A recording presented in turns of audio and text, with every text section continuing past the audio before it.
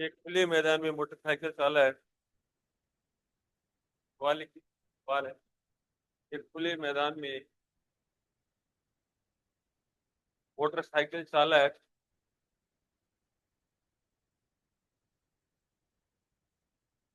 एक ऐसे पथ के अनुदिश गमन करता है।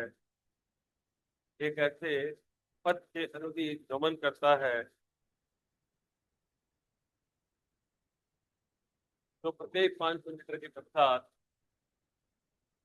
जो प्रत्येक 500 मीटर के पश्चात एक खुले मैदान में मोटरसाइकिल चालक एक ऐसे पथ के अनुदिश गमन करता है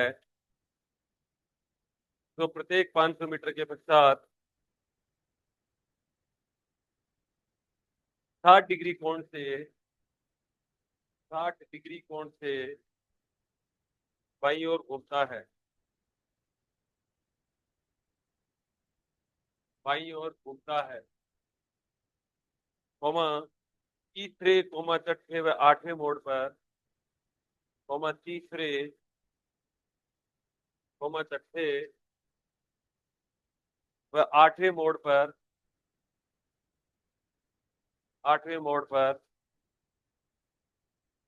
चालक का विस्थापन ज्ञात कीजिए।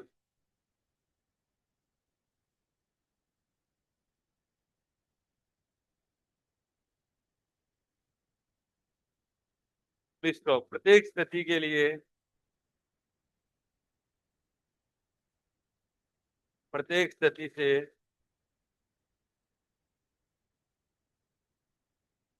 प्रत्येक स्थिति के लिए चालक द्वारा तय किए गए कुल पथ से विस्थापन के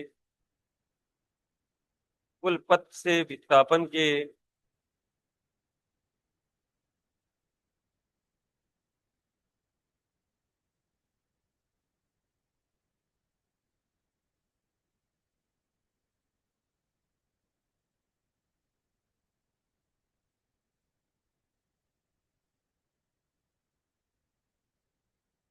कुल पथ से विस्थापन के परिमाण की तुलना कीजिए। परिमाण की तुलना कीजिए। इंग्लिश में लिखिए an open ground on an open ground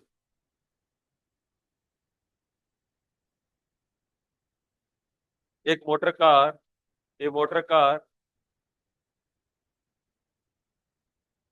follows a track follows a track that turns to his left that turns to his left by an angle of 60 degree by an angle of 60 degree after every 500 meter after every 500 meter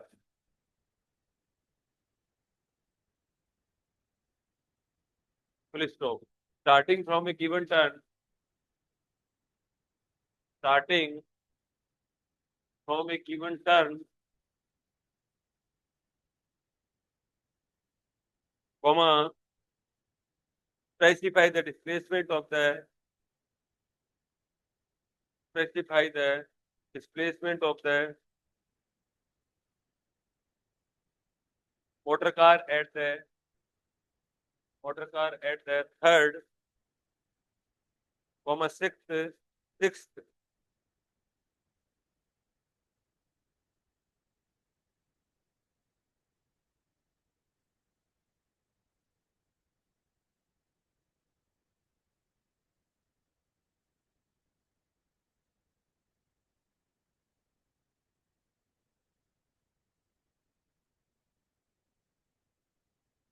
and 18th turn and 8th turn and 8th turn full stop. Compare the magnitude of the displacement. Compare the magnitude of the displacement with the total path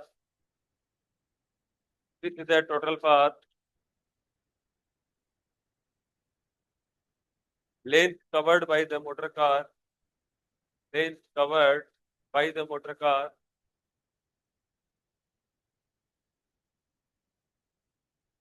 in each case, in each case,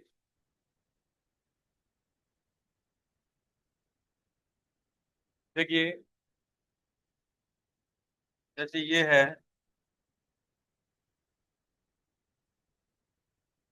वो है, और ये मान लो ए है, ये एक हो गया, ये बी मान लो, ये तीसरा टर्न मान लेता हूँ, 60 डिग्री पर है सारे टर्न, डी मान लो, ये डी मान लो, ये डी मान लो, ये एफ मान, ओ मान, ठीक है। प्रत्येक हेड के बीच एंगल होता है, ध्यान रखना है आपको। देखो ये वाला एंगल आपको 60 डिग्री का बोल रहा है, ठीक है। ये वाला एंगल हमेशा किसके बीच में होता है?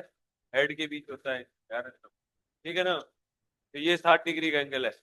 अगला देखो, अगला ये देखो, ये इसका हेड है, ये एंगल 60 डिग्री है। ये देखो ये इसका हेड है, ये इसका हेड है, तो ये एंगल 60 डिग्री का होगा। और ये देखो ये एंगल भी 60 डिग्री का ही होगा। ये देखो यहाँ पर ये एंगल भी 60 डिग्री का होगा, ठीक है। और यहाँ पर देख सकते हो आप, ये वाला, ये एंगल भी कितना है? 60 डिग्री का। तो ये कितना हो जाएगा? 120 डिग्री हो जाएगा, जाएगा ना। तो ये इस तरीके का सवाल है। और एक और तरीका भी है यहाँ पर। अब देखो यहाँ पर आपको कौन सा टर्न बोला है पहले? तीसरे मोड़ पर। तीसरा कौन सा होगा? ये फर्स्ट है, ये सेकंड है, और ये तीसरा है। तीसरे मोड़ पर, ये तीसरा मोड़ हो गया, ठीक है। और ये एंगल भी कितना डिग्री का हो जाएगा? ये ऑब्वियस सी बात है, ठीक है। ये एंगल भी कितना डिग्री का हो जाएगा? 60 डिग्री का, ठीक है। यहाँ तक कोई दिक्कत नहीं है। अब यहाँ से देखो परपेंडिकुलर डाल दो आप, यहाँ से भी परपेंडिकुलर डाल दो।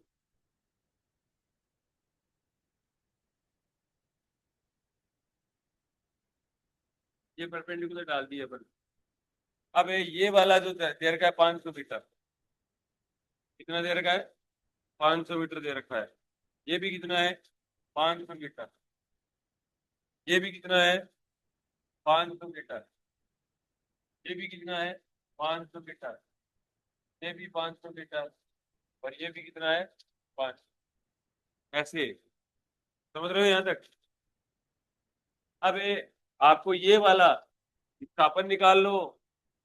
ये तो दूरी हो गई टी तक। दूरी तो कितनी होगी? 1500 होगी। दूरी तो कितनी होगी तीसरे मोड़ पर? दूरी 1500 मीटर, तीसरे मोड़। क्या बोलो? तीसरे मोड़ पर दूरी तो हो गई 1500 मीटर, पहली बात। दूसरी बात क्या हो जाएगी? विस्थापन। विस्थापन देखो, एक तो ये देखो, अपने को तो सीधा चलना है, ये वाला निकालना है आपको, ठीक है। और आपको बेस पता है, और ये आपका परपेंडिकुलर हो गए। आपको क्या निकालना है? ये देखो, ये तो आपका बेस हो गया, और ये क्या हो गया? लंब हो गया, और ये क्या हो गया? करण हो गया ना। तो ये कितना हो जाएगा? ओ एक और 60, 500 को 60 है, ये कितनी हो जाएगी? ये वाली वैल्यू। ये देखो, ये ऐसी की ऐसी है, ये पूरी दूरी, ये वाली तो 500, ये है 500, ये है 500 मीटर, ये तो आमने सामने की भुजा स्क्वायर की क्या होती है? बराबर होती है, ठीक है। अब ये वापस से हो जाएगा, ठीक है। ये परपेंडिकुलर दिख रहा है आपको? ये परपेंडिकुलर हो गया ना। ये भी कितना हो जाएगा? और ये भी 60 डिग्री का होगा ना।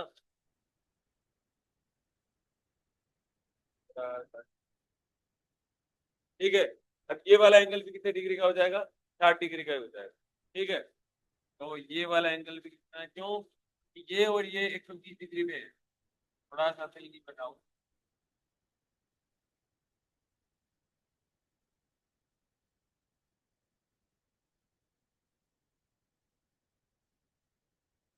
ठीक है। ये एंगल 60 डिग्री, और ये दोनों कितने डिग्री पर है? 120 डिग्री के ऊपर, ठीक है। तो ये भी कितना हो जाएगा? यहाँ पर भी कितना हो जाएगा? ये 500 मीटर ये है। ये वाला भी कितना हो जाएगा? 500 को 60, कितना हो जाएगा? 500 कोस है 60। समझ रहे हो यहाँ तक? तो विस्थापन कितना हो गया? विस्थापन ये हो जाएगा 500 कोस 60 प्लस 500 और प्लस कितना हो जाएगा? 500 कोस 60। कोस 60 का मान कितना होता है 1/2। तो 250 प्लस 500 और प्लस कितना हो जाएगा? 250। कितना हो जाएगा? 1000। और जबकि दूरी कितनी?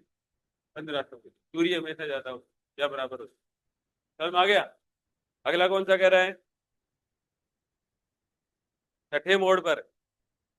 छठा मोड़ कौन सा है? ये रहा। तो यहाँ तक हो गए थे ना? इस नंबर का यही था, तो था ये पांचवा और ये छठा। छठे मोड़ पर क्या हो जाएगा? विस्थापन तो हो जाएगा 0। विस्थापन तो कितना हो जाएगा? 0। विस्थापन तो हो जाएगा दूरी, और दूरी कितनी हो जाएगी? 6 मोड़ है, 6 × 500 तो 3000। कितना हो जाएगा? 3000 सिक्स मोड पर। छठे मोड। ठीक है। एक और भी बोला है ना? ठीक है। आठवें मोड पर क्या हो जाएगा? आपको वो दो और करने हैं। ठीक है, दो और ही करने हैं ना? ठीक है। ये देखो, एक ये और हो गया, एक ये और हो गया, ये निकालना है आपको, ये वाला। ठीक है। तो कितना हो जाएगा? एक तो आधा हो गया, ये तो देखो 30 डिग्री हो जाएगा। बात वही है, सामने वाला परपेंडिकुलर वाली बात है। ठीक है। तो आठवें मोड पर, आठवें और मोड पर, तो आठवें मोड पर क्या हो जाएगा आपका? 500 और कोस 30 हो जाएगा। हो जाएगा ना? ये 500 कोस 30 हो जाएगा। एक तो यहाँ का आ गया अपन, और ये और कर लो, ये भी कितना हो जाएगा?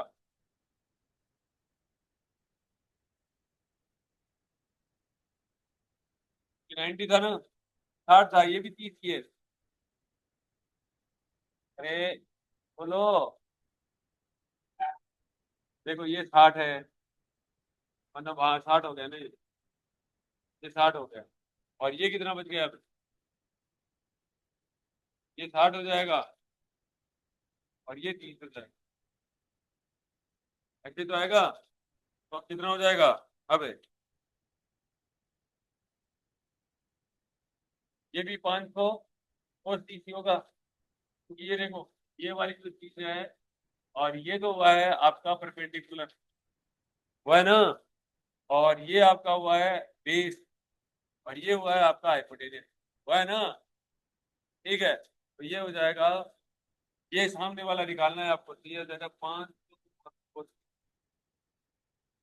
सामने वाला निकालना 500 को। तो ये एक और हो जाएगा, तो दो से गुणा कर दो आप, 1000 तो ये हो जाएगा 500।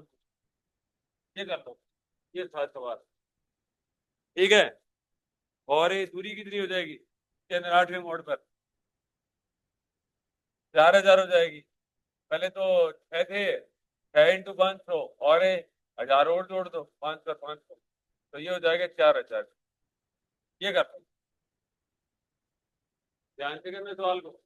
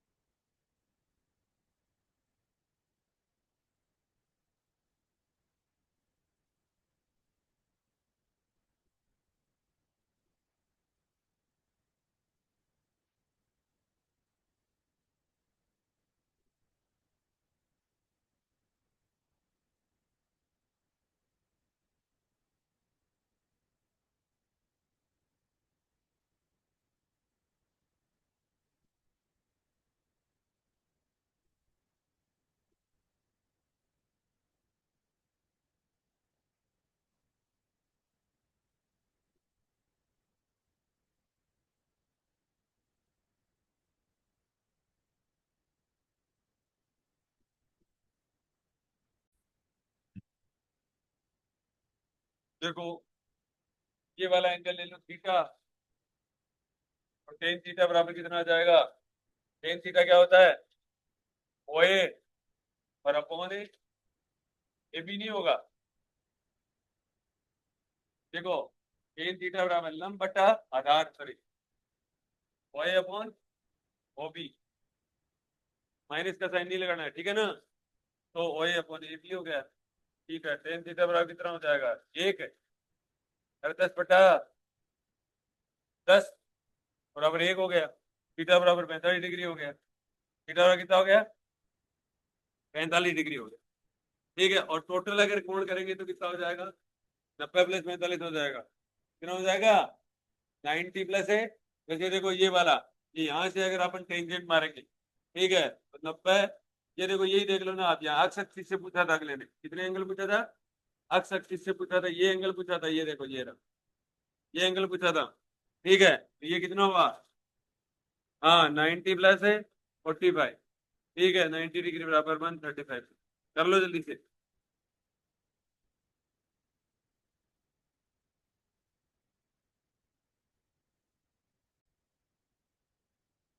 अरे नहीं आएगा तुझे? देखो ये वाला आपको पूछा है अक्स एक्सिस से बनाया गया कोण बताओ। क्या बताओ? ये वाला एंगल पूछा है आपसे, ये वाला पूरा एंगल पूछा है आपसे। अक्स एक्सिस से बनाया गया कोण बताओ आप। ठीक है, तो ये देखो टेन थीटा बराबर तो कितना हो गया? ओ ए अपॉन ओ बी हो जाएगा। ओ ए और अपॉन कितना हो जाएगा? ओ बी हो जाएगा। तो टेन थीटा बराबर 10/10 हो जाएगा। तो टेन थीटा बराबर एक हो गया। माइनस का साइन लेने की जरूरत नहीं है यहाँ पर, तो माइनस हमेशा दिशा को बताता है, डायरेक्शन को बताता है। तो थीटा बराबर 45 डिग्री हो गया। तो ये तो 45 है, और ये पूरा कितना है? 90। तो ये कितना हो जाएगा? 90 + 45, 135। ठीक है, करो। डाल तथा वेग, फैसले के साल।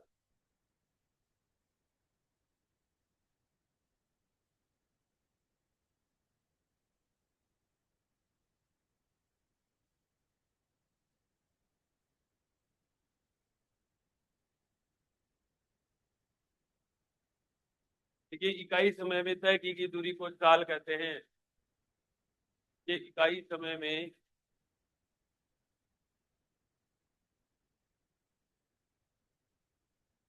तय की गई दूरी को चाल कहते हैं, तथा समय के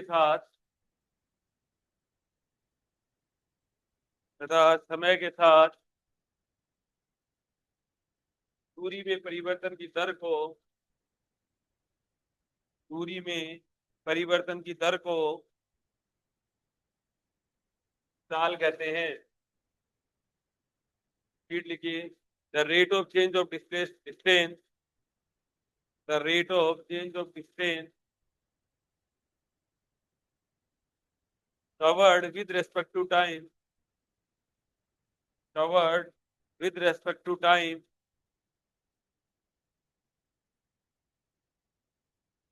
is called speed.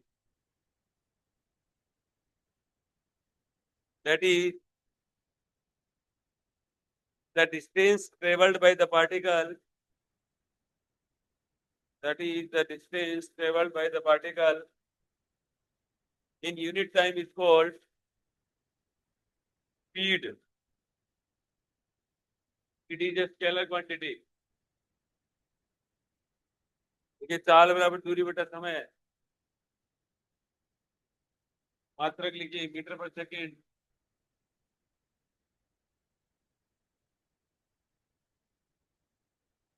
मीटर पर सेकेंड, ऐसा यूनिट लिखिए।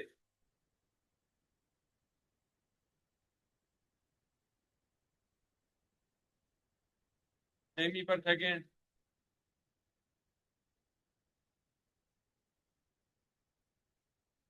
अच्छा मीटर पर सेकेंड, ईजीएस यूनिट। सेमी पर सेकेंड,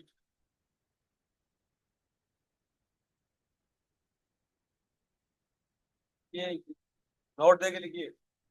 गतिमान कण के लिए, गतिमान कण के लिए चाल कभी शून्य अथवा ऋणात्मक नहीं हो सकती है। चाल कभी शून्य अथवा ऋणात्मक नहीं हो सकती है।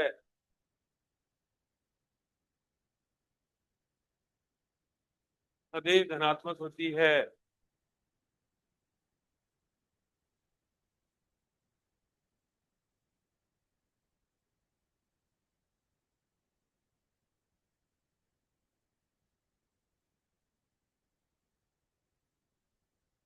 देखिए,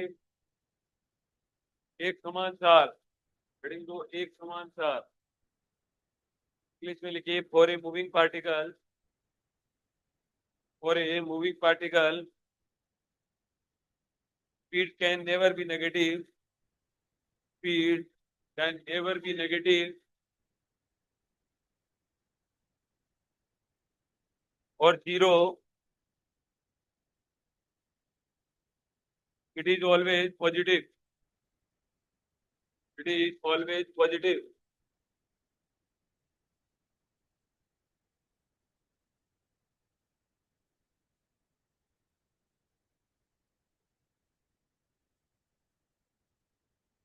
देखिए, यूनिफॉर्म स्पीड, एक समान वर्तीय गति, एक समान वर्तीय गति।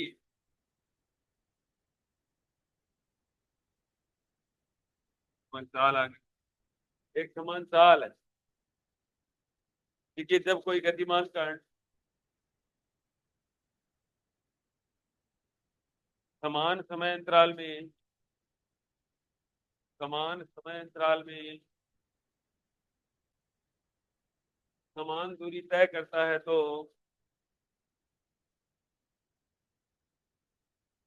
कि चाल एक समान चाल कहलाती है।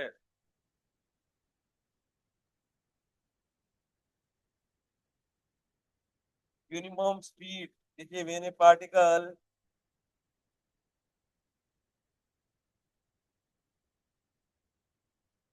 covers equal distances in equal intervals of time,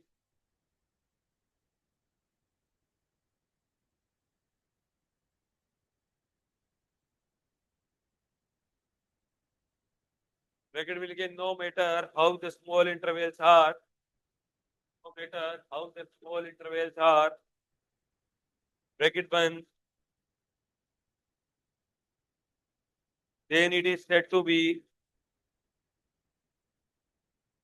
moving with uniform speed।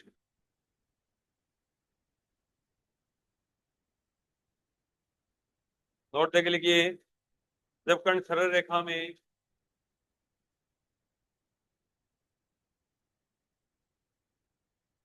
एक समान चाल से गतिशील हो तो, एक समान चाल से गतिशील हो तो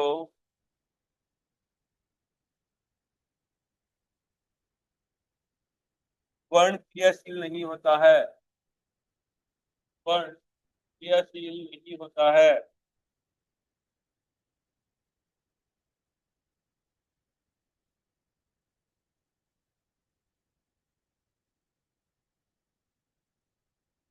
देखिए, जब कण वक्रीय पथ पर, जब कण वक्रीय पथ पर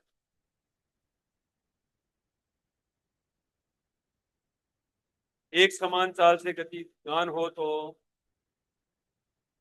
एक समान चाल से गतिमान हो तो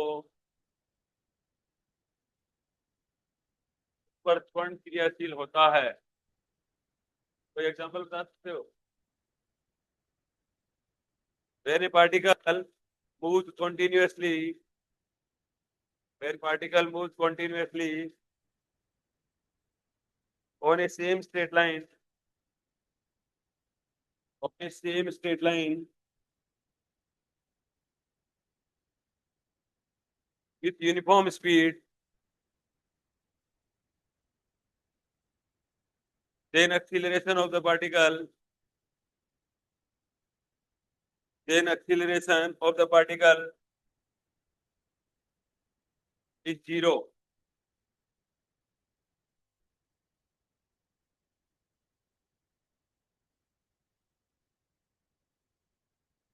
दूसरा लिखिए, when a particle moves continuously, when a particle moves continuously on a curved path, on a curved path, ये वाला होता है सर्कुलर पाथ पे। देखो कैसे, यहाँ पर देख सकते हो, ये देखो बेटा, ये मान लो सेम स्पीड से कर रहा है, लेकिन एक्सीलरेशन हमेशा होता है इसके पास क्वांट। आपने देखा होगा, नाम सुना होगा, F बराबर m b square by r, सुना ना? F बराबर एम ए बराबर m b square by r. A बराबर कितना हो जाएगा? B square by r. A बराबर कितना हो जाएगा? B square by r. ठीक है ना? ये लिख लो, ए बराबर b square by r. When a particle moves continuously on a curved path with uniform speed, then acceleration of the particle is non-zero. Then acceleration of the particle is non-zero. Arrow किस लगाया? किस लगाया? For example, uniform circular motion. For example, uniform circular motion is an accelerated motion.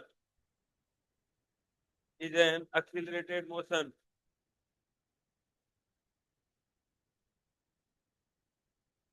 उदाहरण लिखिए, एक समान वर्तीय गति।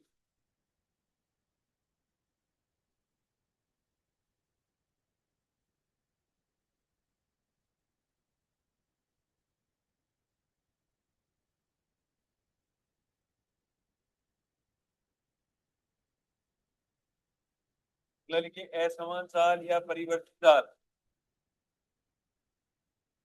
असमान चाल या परिवर्तित चाल। नॉन यूनिफॉर्म, ब्रैकेट लिखिए, variable speed. Non uniform, bracket में लिखिए, वेरिएबल स्पीड।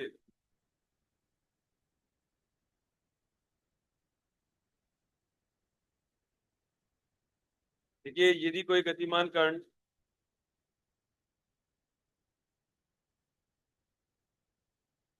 समान समय अंतरालों में,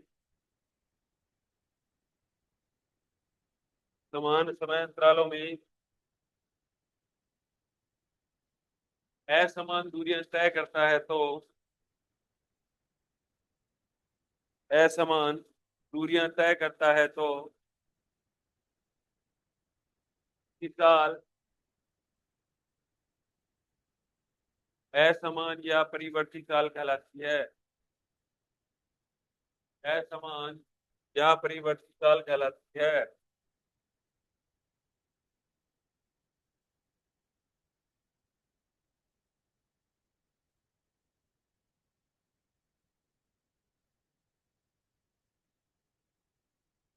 ये नॉन यूनिफॉर्म, ब्रैकेट के variable speed.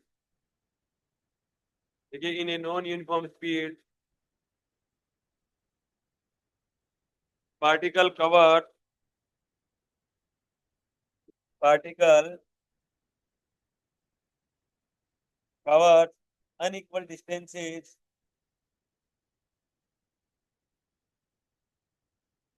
in equal intervals of time, in equal intervals of time।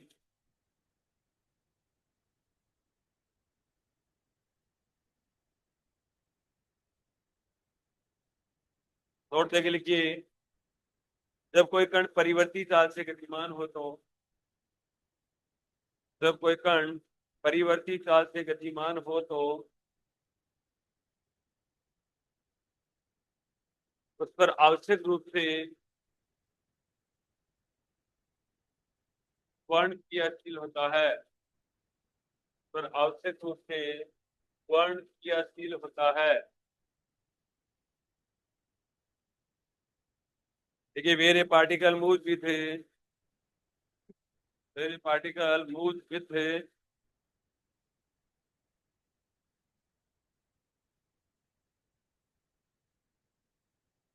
when a particle moves with a non-uniform speed, then acceleration of the particle, it must be non-zero. It must be non-zero.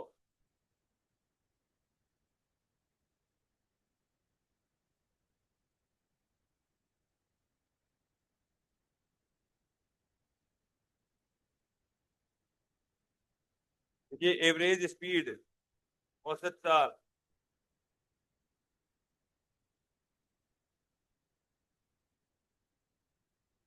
V average equal to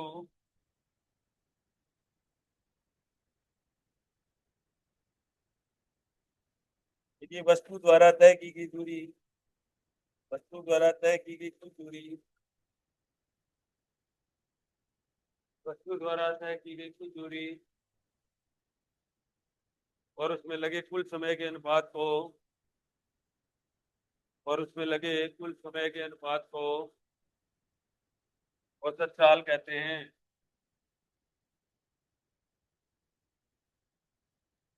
ये औसत चाल बराबर तय की गई कुल दूरी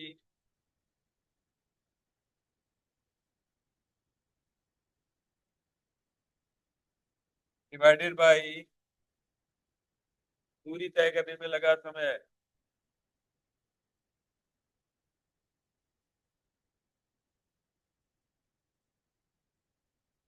लगा समय ये B average equal to delta S upon delta T. Please मिलेगी एवरेज स्पीड, देखिए the average speed of the particle, the average speed of the particle covers unequal distances, covers unequal distances in equal intervals of time, in equal intervals of time.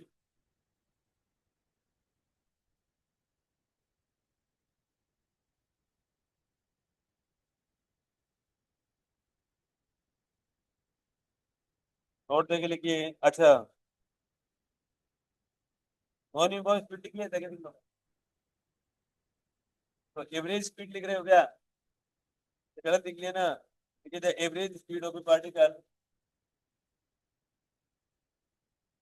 for a given interval of time, for given interval of time is defined as the ratio, defined as the ratio total distance traveled to the time taken, total distance traveled to the time taken। देखिए average speed equal to ये वाला, average speed equal to total distance travelled by time taken. देखिए B average बराबर delta S upon delta T. ये तो ये आपकी sorry